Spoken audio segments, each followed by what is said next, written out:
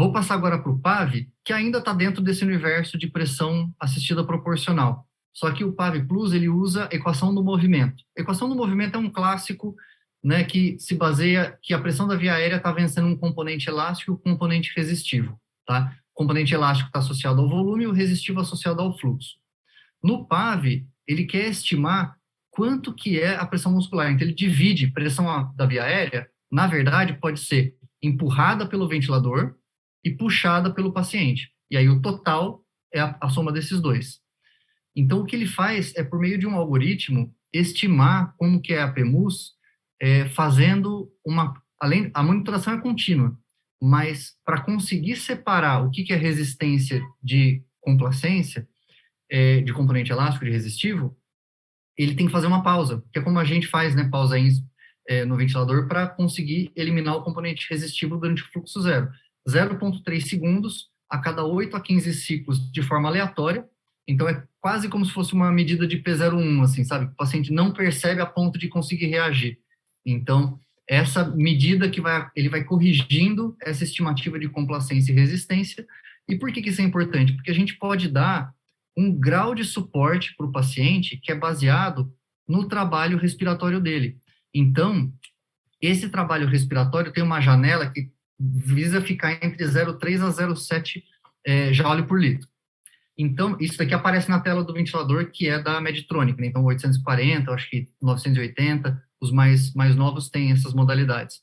E aí você consegue, por exemplo, se setar um suporte em 75% do PAV Plus, o ventilador vai ficar responsável por esse 75%, e o paciente fica com 25% de trabalho respiratório.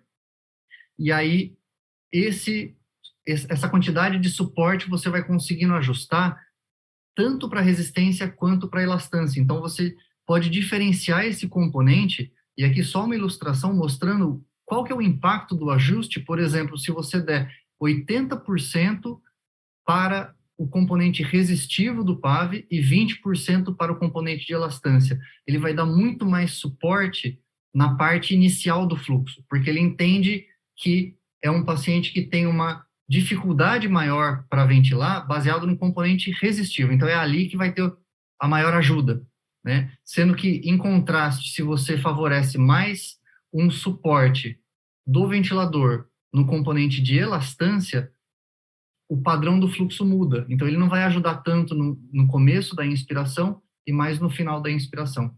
Mas o mais importante é que, como essa monitoração é contínua, a micropausa é feita de vez em quando, mas isso só para refinar o que é monitorado continuamente.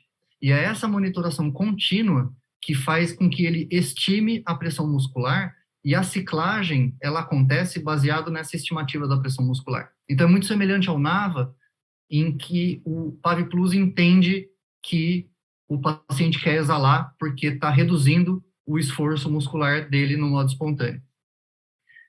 E também associado à melhora de sincronia e facilitação nesse processo de desmame.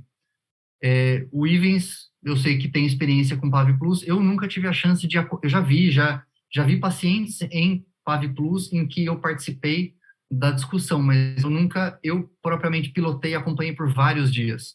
Então, eu queria muito ter essa vivência, né? Porque eu sei que a decisão de quando começar a tirar esse suporte também não deve ser tão simples. Eu vou seguir aqui, tá, Ivens? Mas depois, no final, você topa passar um pouco sua experiência? Boa. E quem estiver ouvindo aí também quiser participar, vai ser legal. Então, uma outra comparação aqui entre PSV e PAV Plus, só para mostrar o quanto que esse processo de ciclagem, hoje, eu diria, aí, opinião pessoal minha, a grande maioria que a gente categoriza a sincronia como cada uma das fases, né? Então, a sincronia de disparo, a sincronia de fluxo, a sincronia de ciclagem e uma sincronia da fase expiratória. O de ciclagem, para mim, é o que eu acho que eu mais percebo acontecer. E o que mais precisa, mais demanda de ajuste, principalmente se está numa PCV, por exemplo. Daí o tempo INS, eu tenho que ajustar manualmente para encaixar com o paciente.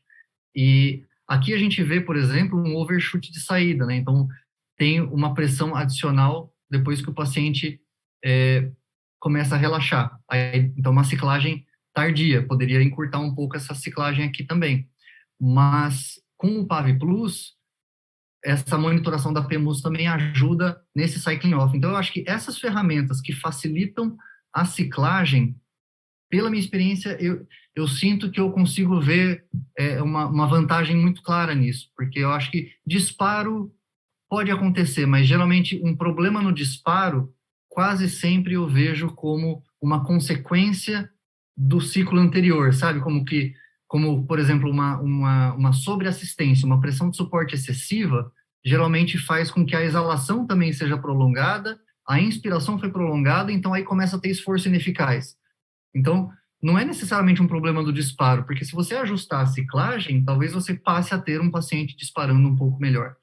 Então, eu acho que a atenção à ciclagem é um ponto crucial que vale a pena a gente observar. E esses modos proporcionais, além da vantagem da proporção no suporte, eles vão ter esse ajuste da ciclagem de forma automatizada.